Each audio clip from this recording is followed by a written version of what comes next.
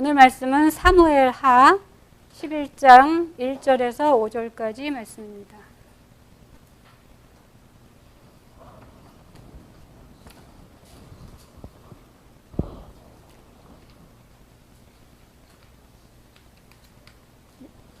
앞에 써놨으니까 또 잘 안 보이시면 이거 보시고. 11장 1절에서 5절까지 함께 읽겠습니다.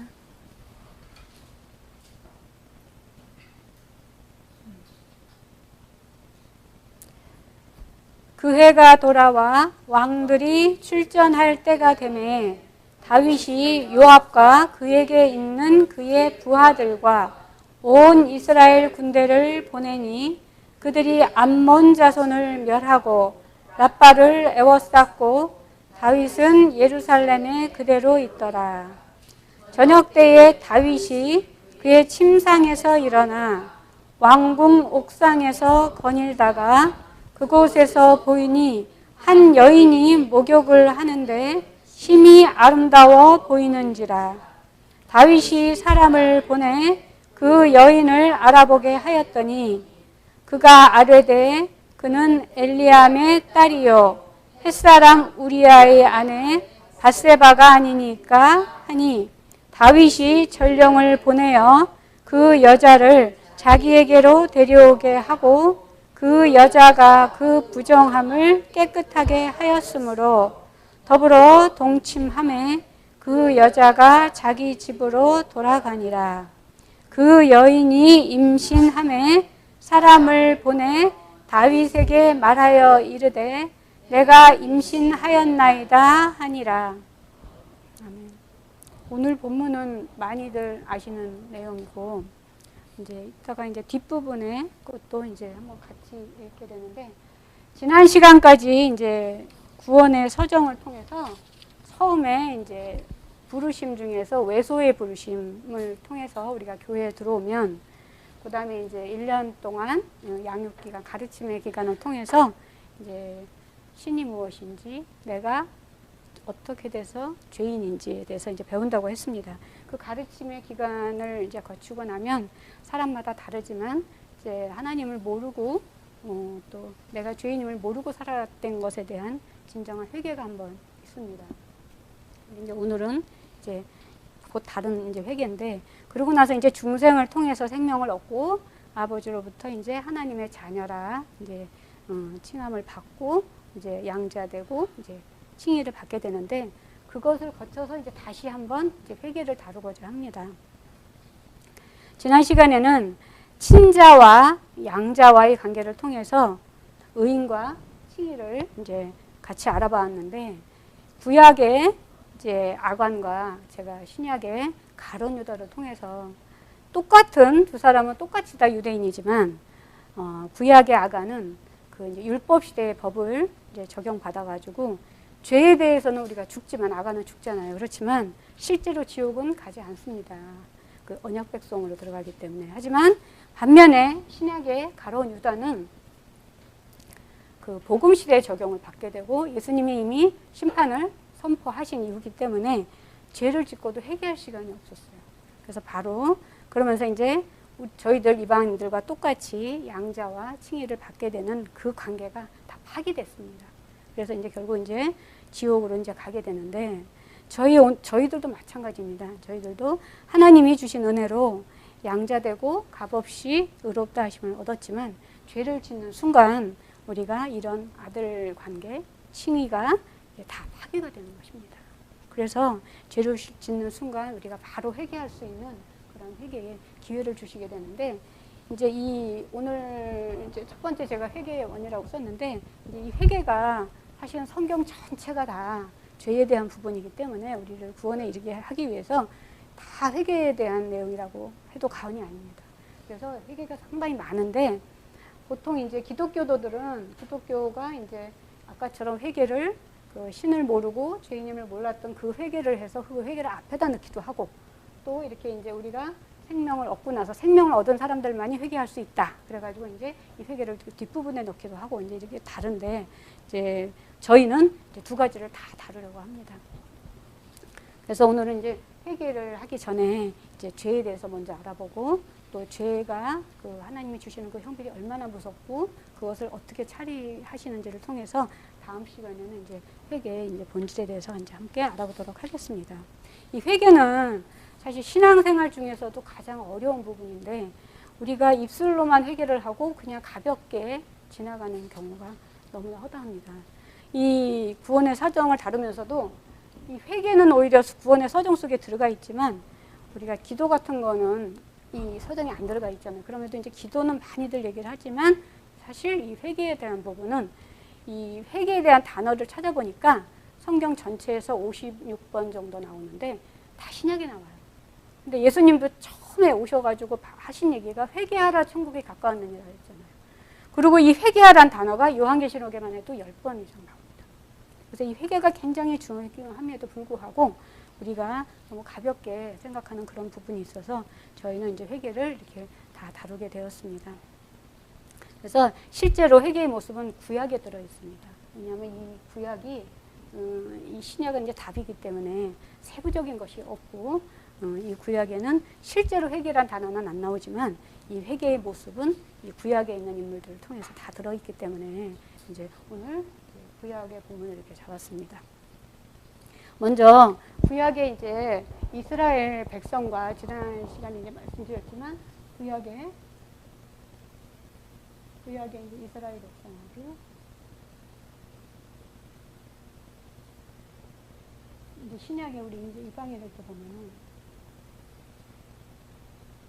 이 회개를 다루려면 먼저 죄에 대한 부분을 먼저 다뤄야 되기 때문에 이 죄의 적용이 어떠한지를 한번 보고 그러고서 한번 들어가 보도록 하겠습니다.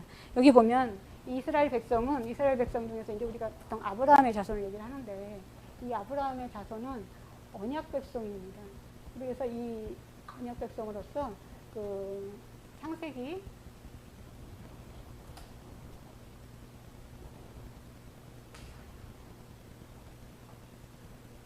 언약 백성으로서 이 창세기 12장에 아브라함 얘기가 나오는데 창세기 17장에 보시면 언약의 표징으로서 할례라는 얘기가 나오거든요.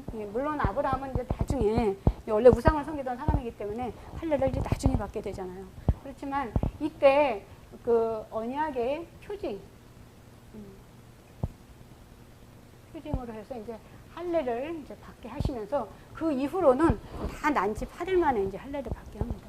근데 이 할례를 통해서 이들은 그 원죄 부분이 다 해결이 돼요. 원죄 부분이. 그래서 구약에서 나오는 모든 그 죄에 대한 부분은 자범죄, 우리가 살면서 짓게 되는 이 자범죄를 다루고 있습니다. 근데 우리 이방인들은 원래 원죄와 자범죄가 다 적용이 되죠. 우리가 이제 하나님을 몰랐을 때는 이 원죄도 우리가 다 이렇게 내려오기 때문에 이 조상들을 통해서 이 아담의 지은 죄로부터 시작해서 쫙 죄가 같이 내려오기 때문에 우리 이방인들은 이 두 가지 죄를 다 가지고 있지만 우리가 이제 교인이 돼서 이제 하나님의 백성이 되면 우리가 믿음으로 우리 예수 그리스도께서 우리를 위해서 대속하신 그 부분을 우리가 믿음으로 이제 하나님의 백성이 되면 우리도 이 부분에서 원죄 부분이 다 해결이 되는 것입니다. 그래서 우리도 또한 자범죄만 남게 됩니다. 우리도 이제 원죄가 해결이 됩니다.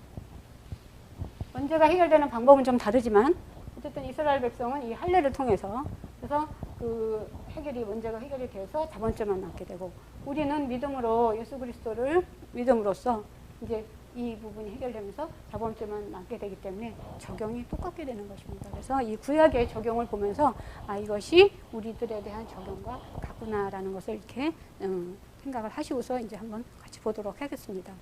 이 회개라는 게 이 회개의 본질로 들어가기 전에 우리가 죄를 먼저 이렇게 다루게 되는데 이 죄가 그래서 우리가 죄가 다윗이 얘기하기를 머리털보다도 많다고 했었거든요. 머리털보다도 많다. 그만큼 우리가 죄라는 것은 이 사람도 다양하고 한 사람이 짓는 죄들도 사람이 하루에도 생각하는 게 5만 가지 생각을 다 한다고 그러잖아요. 굉장히 죄가 많기 때문에 정의 내리기가 되게 어렵고 그래서 이 성경 전체가 죄를 얘기함에도 불구하고 우리가 너무 이렇게 죄에 대해서 너무 잘 모르기도 하고 그래서 여기 보시면 죄를 먼저 크게 이제 세 가지로 나눌 수가 있는데 처음에 제가 우리가 아까 얘기했었던 원죄 부분이 있습니다. 그러니까 하나님을 아담이 범죄했었던 그 첫 번째 죄가 자신을 하나님으로 했잖아요. 하나님을 믿지 않고, 하나님을 믿지 않아. 이게 첫 번째 죄입니다. 그 다음에 이제 두 번째, 이것이 이제 먼저에 해당하는 부분이고, 두 번째가 이제 말씀. 하나님의 백성이 돼야지 이제 말씀을 순종하면서 살게 되는 거니까, 하나님의 말씀에 이제 순종하지 않았던 부분. 이것이 이제 구약의 그 이스라엘 백성들은 의인이라고 했잖아요. 그들의 행위를 보고 의인이라고 하는 것이기 때문에 그 말씀에 순종하느냐 안 하느냐에 따라서 한 것이기 때문에 이 부분이 이제 자범죄가 되는데, 또 하나가 있습니다. 오늘 오전에도 얘기를 했지만 열매 맺지 못하는 자.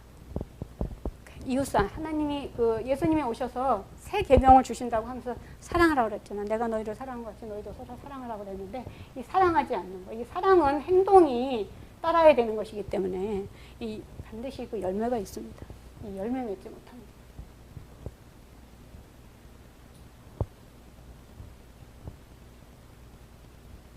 그래서 오늘 아침에도 열매를 맺지 못하면 제하여 버리신다고 그랬잖아요.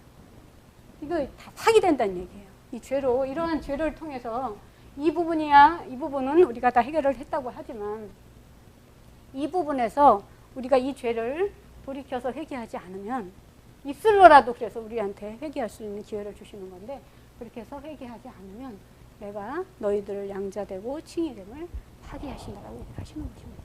그래서 오늘 이 죄의 부분에 대해서 이렇게 한번 나눠보게 됐고, 그 다음에 그렇다면 우리들이 이제 여기서 세 번째, 우리가 보통 이제 이런 말씀에 순종하고 이렇게 다 하게 되는데, 그렇다면 우리가 이 열매 맺지 못하는 자가 되면 안 되겠는데, 그러면 열매를 맺으려면 우리가 어떻게 되느냐.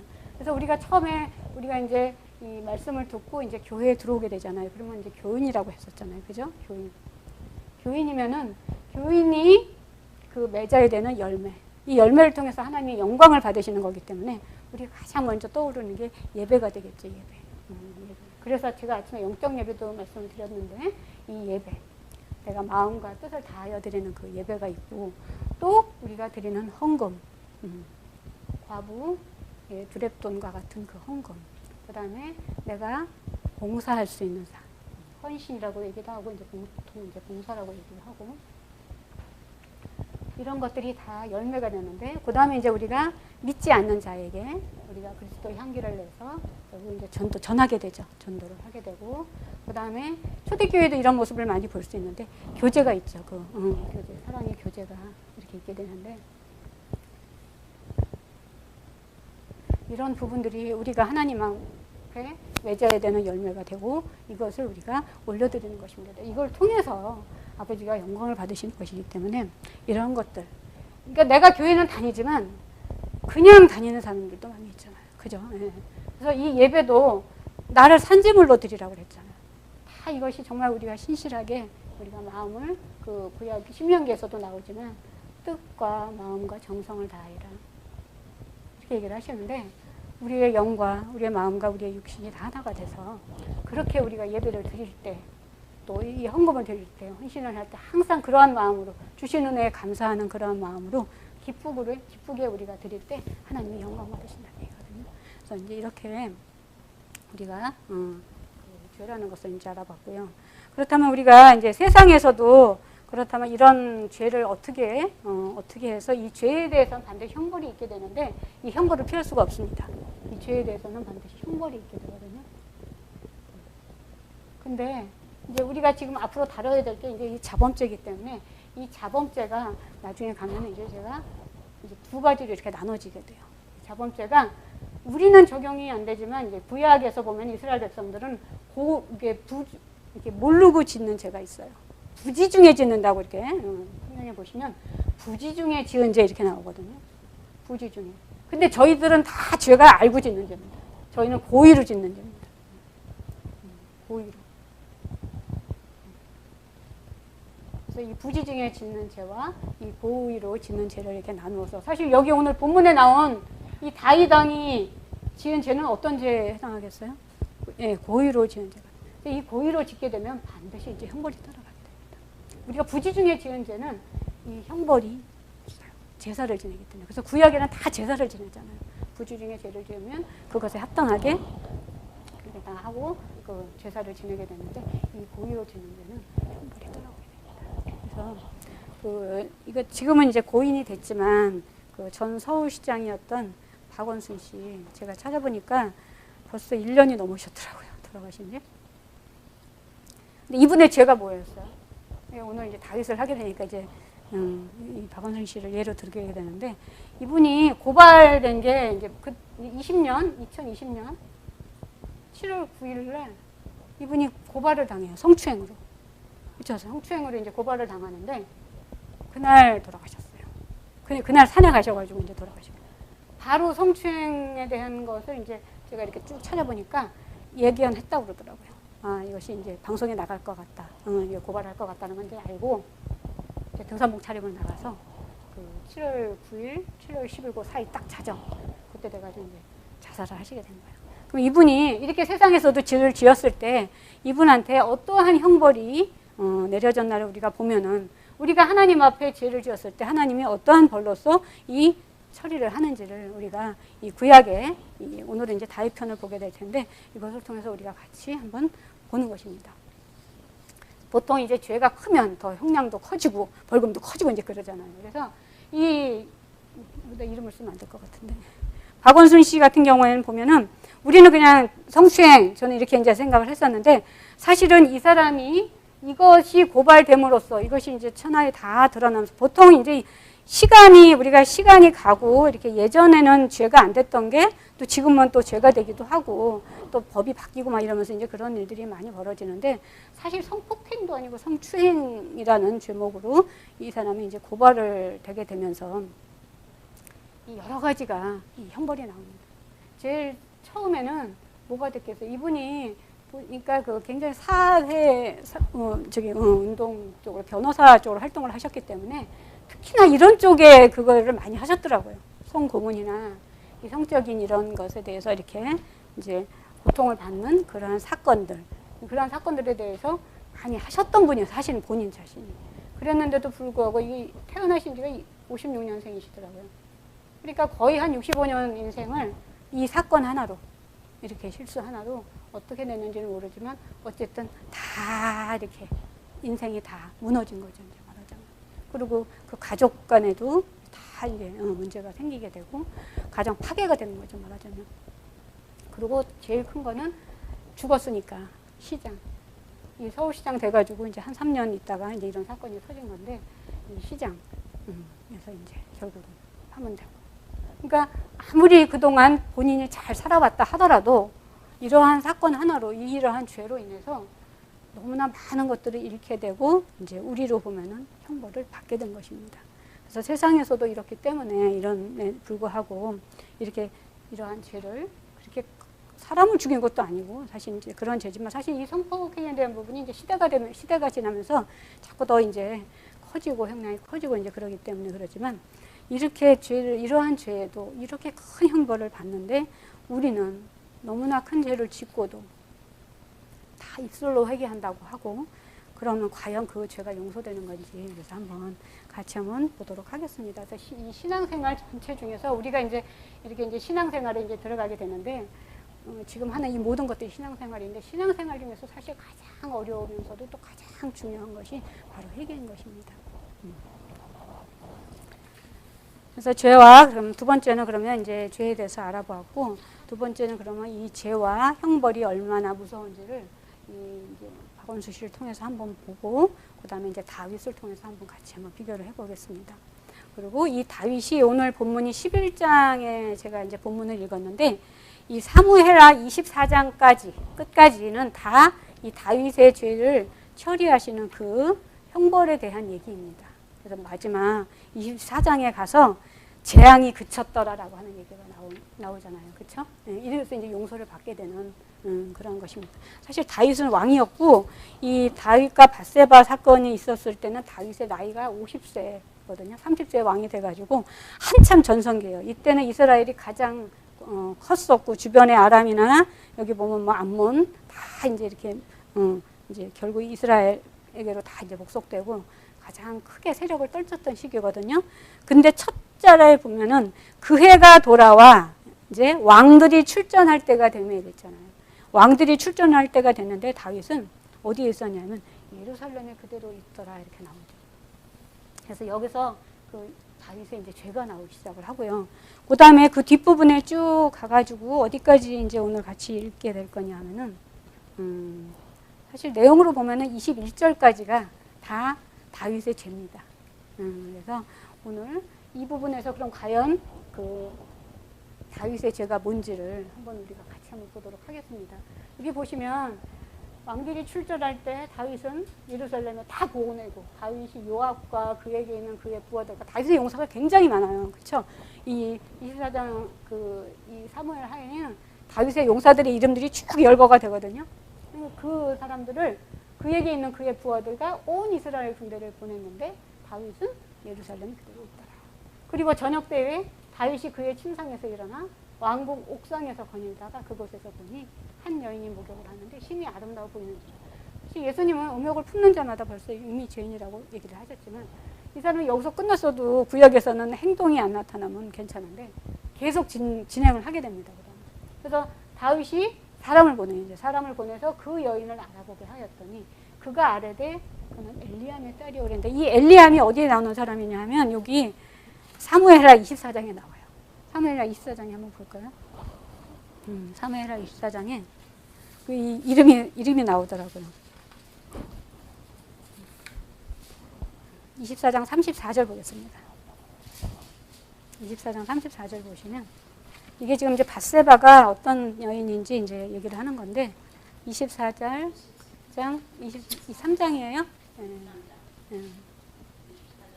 인구조사하는 거. 네네, 23, 죄송합니다. 23장. 23장. 34절 보겠습니다. 여기 보시면 쭉 이제 여기 다윗의 용사들 얘기하면서 아히도벨의 길로 사람 아히도벨의 아들 엘리암과 이렇게 나오거든요. 그러니까 이게 굉장히 여기까지 이름이 나올 정도면 되게 유명한 사람이고 다윗의 용사라는 얘기잖아요. 그렇죠? 그러니까 밧세바의 아버지도 용사라는 얘기. 밧세바의 아버지도 용사고 그다음에 햇사람 우리아도 또 그 밑에 또 나옵니다. 그러니까 다 다윗이 왕이라고 보면은 다 부하들이잖아요. 그렇죠? 그러한 이 밧세바를 어떻게 해요? 전령을 보내서 자기에게 데려오게 하고. 그래서 여기를 쭉 이렇게 읽다 보면 이 다윗의 죄가 간통죄죠, 간통죄. 내 부인이 아닌 사람, 내 남편이 아닌 사람이랑 서로 이렇게 통해서 하게 됩니다. 간통죄로 이제 결국 짓게 됩니다. 그래가지고 또 그 여자를 자기에게도 데려오게 하고 동침을 해서 결국은 이제 임신까지 하게 되죠. 그래서 이 다윗의 죄가 얼마나 큰지는 다윗이 받는 그 이후에 그러한 형벌들로서 우리가 이렇게 같이 한번 알아볼 수가 있습니다. 그래서 여기 보시면 오늘 이제 이 부분 오늘 읽었던 본문에는 이제 간통죄. 그래서 부하의 아내입니다. 부하의 아내. 다 엘리암도 자기 부하고 우리아도 자기 부하인데 그 엘리암으로 봤을 때는 딸이고 우리아로 봤을 때는 아내인 밧세바를 다시 말해서 부하의 아내를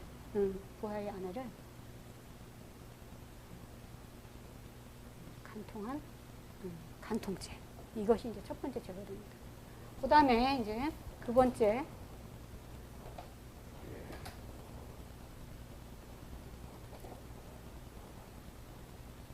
많은 이제 죄가 나오는데 그 다음부터 같이 한번 보도록 하겠습니다. 사실 여기 6절부터 이제 그 13절까지는 그 우리아를 이제 요압에게 기별을 해서 우리아를 계속 집으로 보내는 얘기가 나와요. 집으로 가서 뭐 발을 씻어라, 집으로 가서 자라, 뭐 이런 얘기를 쭉 하거든요. 3번에 걸쳐서 쭉 얘기를 하는데 결국 우리아가 말을 안 듣잖아요. 그렇죠?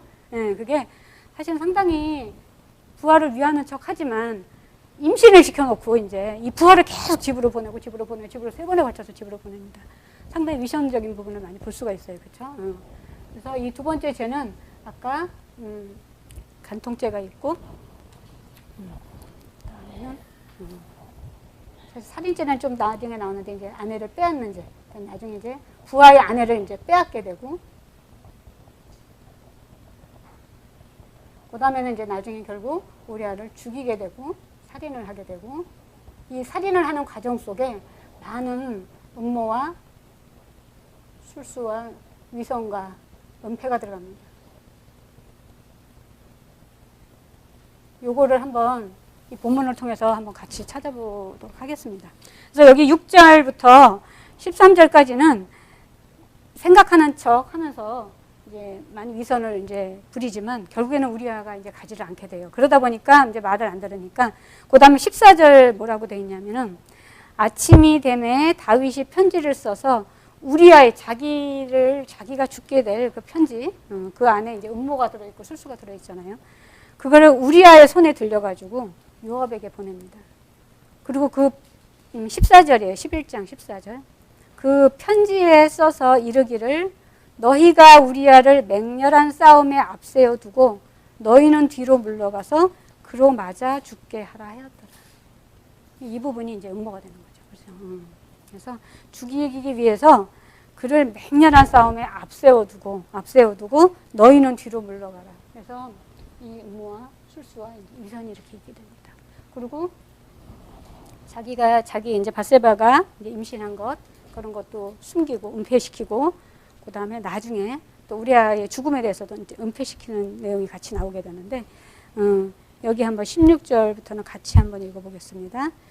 요압이 그 성을 살펴 용사들이 있는 것을 아는 그곳에 우리아를 두니 그 성 사람들이 나와서 요압과 더불어 싸울 때에 다윗의 부하 중 몇 사람이 엎드러지고 햇사람 우리아도 죽으니라. 이제 결국 음모와 술수 위선을 써서 우리아를 죽게 합니다. 그 다음에 18절에 보시면 요압이 사람을 보내 같이 읽습니다. 요압이 사람을 보내 그 전쟁의 모든 일을 다윗에게 보고할세 그 전령에게 명령하여 이르되 전쟁의 모든 일을 내가 왕께 보고하기를 마친 후에 혹시 왕이 노하여 내게 말씀하기를 너희가 어찌하여 성에 그처럼 가까이 가서 싸웠느냐 그들이 성 위에서 쏠 줄을 알지 못하였느냐 여룻베셋의 아들 아비멜렉을 쳐 죽인 자가 누구냐 여인 하나가 성에서 맷돌 윗짝을 그 위에 던짐에 그가 데베스에서 죽지 아니하였느냐 어찌하여 성에 가까이 갔더냐 하시거든 네가 말하기를 왕의 종 햇사람 우리아도 죽었나이다 하라. 뭐 말이 좀 안 맞죠, 그죠?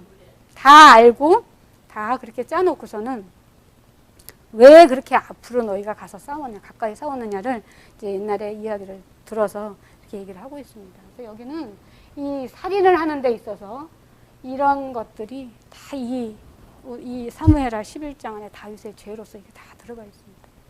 그래서 결국 이거로 인해서 이제 다윗은 나중에 이제 다 벌을 받겠지만 그러고서도 몰랐죠. 그래서 이제 그 다음 12장에 나오는 게 나단의 책망과 다윗의 핵입니다. 나단이 얘기를 하죠. 나단을 통해서 하나님 얘기를 하십니다. 그래서 이제 이 부한 사람과 가난한 사람의 예를 들어서 이 가난한 여기 보면 부한 사람은 양과 소가 힘이 많으나 이 부한 사람이 이제 다윗이겠죠. 가난한 사람은 아무것도 없고 자기가 사서 기르는 작은 암양 새끼 한 마리뿐이라. 그랬는데 이제 양을 바치려고 하니까 이 양을 잡으려고 하니까 가난한 사람 걸 빼앗으려고 하잖아요. 그래서 결국 이 나단 선지자의 책망을 듣고 이제 그것이 이제 당신이라는 걸 알고 다윗이 이제 회개를 하게 됩니다. 이때까지는 이 회개가 입술로 하는 회개였어요. 그런데 여기 보시면 그 나단 선지자가 이제 형벌을 내립니다. 여기 보시면 10절에 보겠습니다. 10절을 같이 읽습니다. 이제 내가 나를 업신여기고 햇사람 우리아의 아내를 빼앗아 내 아내로 삼았은즉 칼이 내 집에서 영원토록 떠나지 아니하리라 하셨고 여호와께서 또 이와 같이 이르시기를 보라 내가 너와 네 집에 재앙을 일으키고 내가 내 눈 앞에서 내 아내를 빼앗아 내 이웃들에게 주리니 그 사람들이 내 아내들과 더불어 백주에 동침하리라. 너는 은밀히 행하였으나 나는 온 이스라엘 앞에서 백주에 이 일을 행하리라 하셨나이다 하니 다윗이 나단에게 이르되 내가 여호와께 죄를 범하였노라 하매 나단이 다윗에게 말하되 여호와께서도 당신의 죄를 사하셨나니 당신이 죽지 아니하려니와 이 일로 말미암아 여호와의 원수가 크게 비방할 거리를 얻게 하였으니 당신이 낳은 아이가 반드시 죽으리이다 하고 나단이 자기 집으로 돌아가니라 이렇게 나옵니다. 여기 보시면 그 뒤에도 이렇게 여자와 남자가 동침을 해서 아기를 낳는다 그러면 내 영으로 내 생각으로 내 영이 생각하는 그 육신의 생각과 내 마음에 있는 악이 만나서 육체의 열매를 맺는 것이 바로 이제 임신이라고 본다고 하면 죽을 수밖에 없는 아이죠. 그렇죠? 그래서 여기 형벌을 통해서 보면은 그 밧세바가 낳은 첫 번째 아이가 죽게 되잖아요. 그것이 바로 이제 형벌이 됩니다. 이것이 이제 다윗의 이제 죄라고 한다면 이제 다윗의 형벌은 첫 번째 이제 밧세바가 낳은 아들이 죽게 되죠. 아들이 많이 죽어요. 다윗이. 밧세바의 아들이 죽고. 그러니까 형벌 첫 번째가 아들이 이 사건으로 인해서 3명이 죽는데 이 밧세바의 아들이 먼저 죽고요. 그 다음에 이 암논이라고 첫 번째 아들이 압살롬이라고 하는 그 네 번째 아들, 그 다윗의 이제 아들이 그 예루살렘 오기 전 헤브론에서 이제 낳은 아들들이 있는데 그 첫 번째 아들과 네 번째 아들이 이제 압살롬의 누이가 다말이었는데 그 다말과 이 암논의 이제 사건으로 인해서 결국 압살롬이 암논을 죽이게 됩니다. 그리고 이제 나중에 압살롬은 아빠한테 다윗에게 반역을 하면서 또 죽게 되고. 그래서 이 아들 3명이 다 죽게 돼요. 이것이 이제 형벌입니다.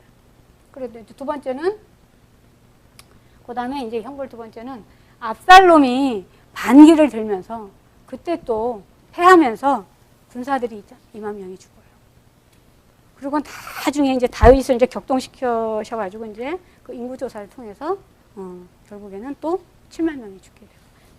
다윗이 왕인데 이렇게 이제 군사들이 다 죽었다라는 얘기는 다윗으로 봤을 때는 이제 손해가 난 것이고 하나님으로 봤을 때는 이제 형벌을 내리시게 되는 것입니다. 그래서 이 부분에서 이 군사들이 이제 군사들 총 9만 명이죠. 2만 명 죽고 이제 7만 명 죽고 그래서 이제 총 이제 9만 명이 죽게 되고.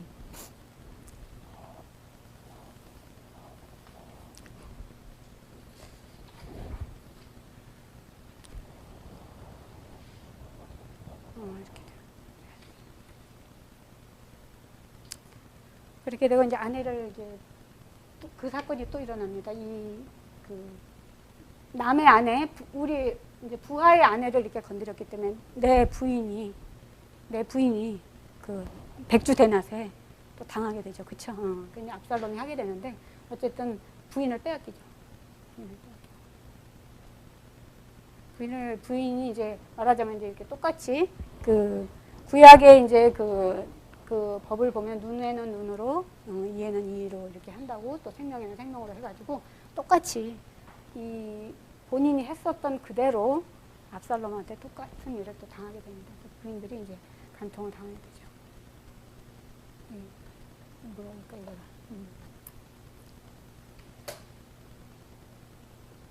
강간을 당하게 되죠. 이렇게 돼서 이러하게 이제 그 형벌이 나오게 됩니다. 그래서 이 사무엘 하는 다 이런 얘기예요. 이 다윗의 죄를 하나님이 어떻게 처벌하시는지가, 그래서 이 죽는 얘기들이 이렇게 계속 나오게 되고 그러게 됩니다.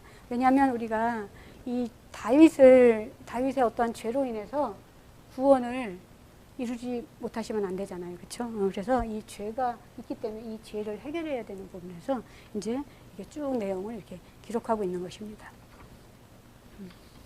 그 다음에 우리가 이제 아까 그래서 구약에서 이제 다루고 있는 죄가 이제 부지 중에 짓는 죄와 이제 고의로 지은 죄가 있다고 했는데 이 부지 중에는 우리가 생각이 없이 습관적으로 우리가 하는 경우들이 있어요. 그러니까 저도 옛날에 이런 경우가 있어요. 이렇게 집에 가보면 제필통에 볼펜이 하나 가득 들어가 있는 거예요. 나도 모르게 볼펜을 이렇게 습관적으로 이렇게 해가지고 이제 이런 거에 해당은 안 되지만 어쨌든 우리가 생각 없이 습관적으로 이렇게 하는 그러한 죄들 그런 것들이 있는 것이고 이 고의는 생각이 있고 계획을 하는 그런 죄가 됩니다. 이제 이렇게 이제 우리가 보게 되는데 우리는 바로 이 고의로 짓는 그러한 죄에 해당을 한다 이렇게 말했습니다. 시편의 19편에 보시면은 이 다윗이 이 두 가지 자범죄 중에 이 두 가지 죄를 이렇게 고백한 시가 있습니다. 시편 19편 12절에서 13절을 한번 보겠습니다.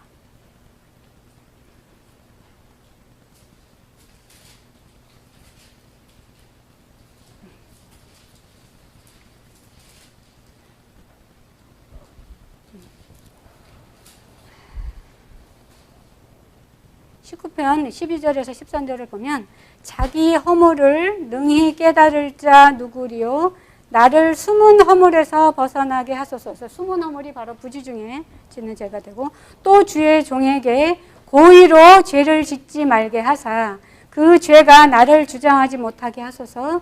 그리하면 내가 정직하여 큰 죄가에서 벗어나겠나이다. 그래서 이 다윗도 바로 이 두 가지 문제에 대해서 고백을 했습니다. 그래서 오늘은 시간이 많이 됐기 때문에 여기까지 해서 이 죄가 어떤 것이 다윗의 이제 형벌까지 하게 됐는데 이제 그렇다면 다음 시간에는 이제 이 죄를 이 부준 중에 짓는 죄 우리가 결국 자범죄를 다뤄야 되는 부분이기 때문에 자범죄에 대한 회개이기 때문에 이 부지 중에 죄를 지을 때는 어떻게 해결을 하고 또 고의로 죄를 지을 때는 어떻게 해결을 하는가에 대해서 한번 알아보겠는데 이 고의로 짓는 죄가 저희들의 죄고 또 다윗의 죄도 이런 죄이기 때문에 그거를 이제 같이 해서 다시 한번 하도록 하겠습니다. 그래서 오늘은